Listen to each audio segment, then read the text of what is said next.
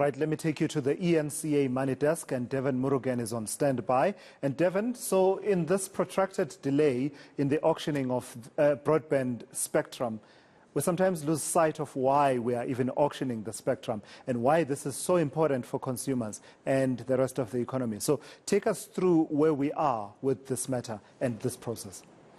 Well, thanks very much, Tulis. Well, first of all, what is spectrum, Tulis? Spectrum, remember, it's regulated.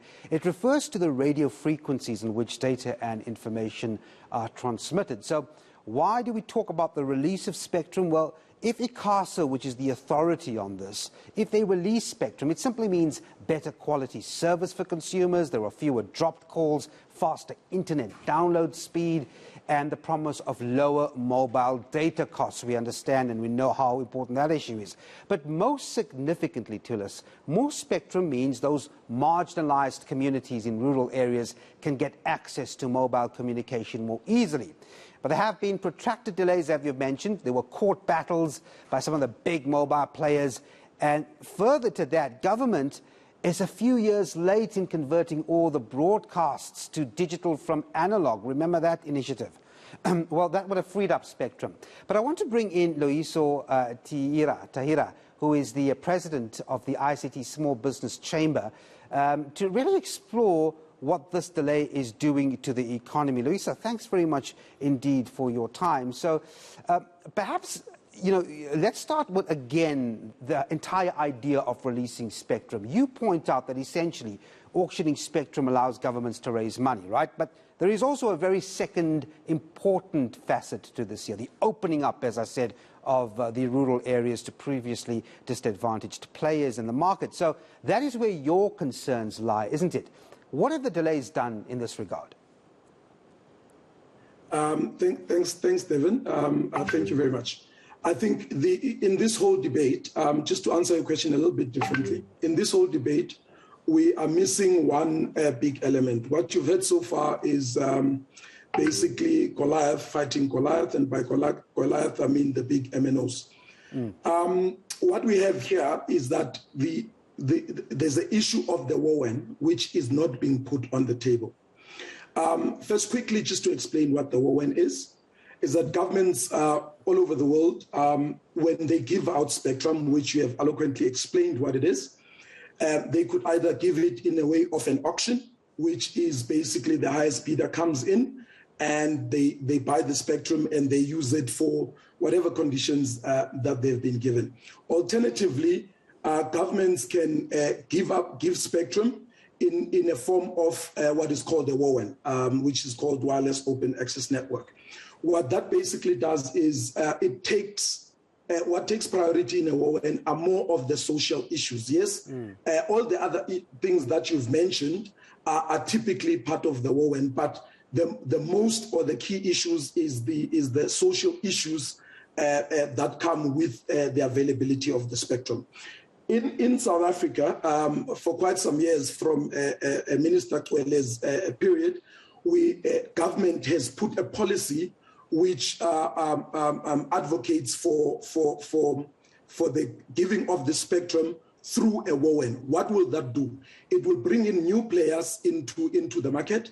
It will, and it does that because the infrastructure that will use the spectrum will be available for anybody who can come in a very cost-effective way, whether that being a Loyiso who wants to build a network from Zweletemba, where he comes from, or somebody who wants to operate and build a network just in Mthatha or any of those areas, or in Limpopo. Up until now, the current MNOs received spectrum in the same way that the WOAN should receive spectrum. But up until now, the rural areas, townships have not been prioritized to this current point. You do not have adequate bandwidth in those areas, especially in this 4R environment and COVID environment that we are finding ourselves in. Now, the auction, the way it is done, we believe as a chamber, it is in such a way that it would render the WOAN almost stillborn.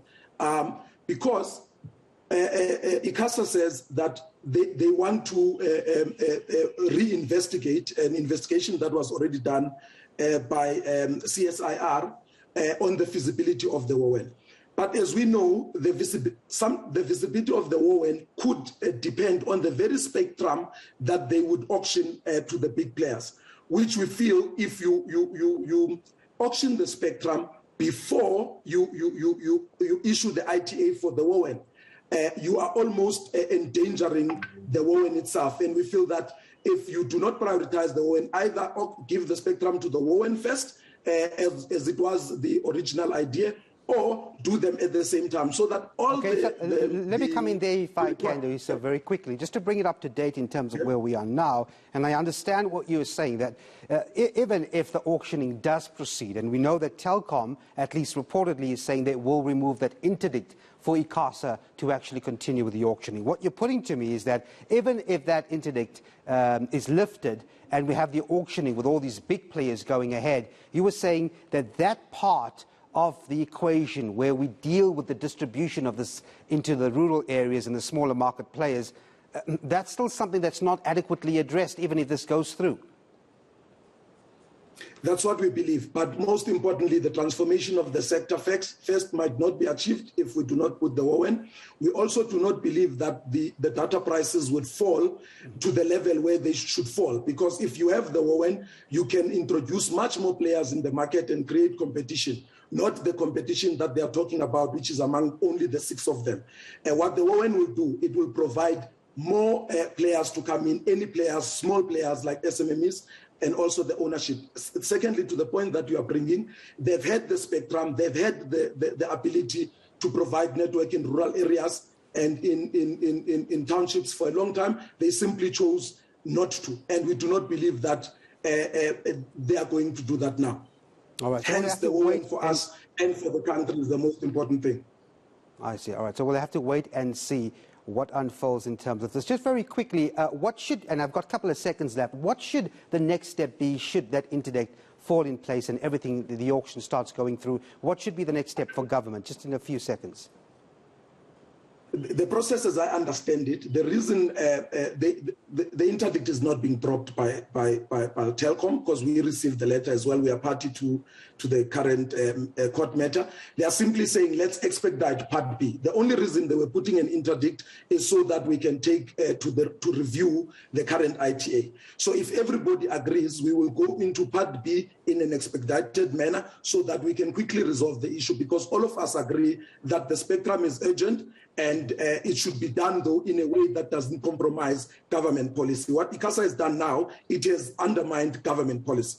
All right, I'm going to have to leave it there. Well, thanks very much indeed, Loyiso Tyira from the ICT SMME Chamber. Thanks very much indeed for talking to us. All right, as we always do, a quick look at the markets. Markets are down at the moment. There's some fear that interest rates in the United States will be going up. When that happens, people stay away from stocks, and you see that reflecting in the JSE. But the Rand doing somewhat better against the dollar this afternoon. Let's take a look.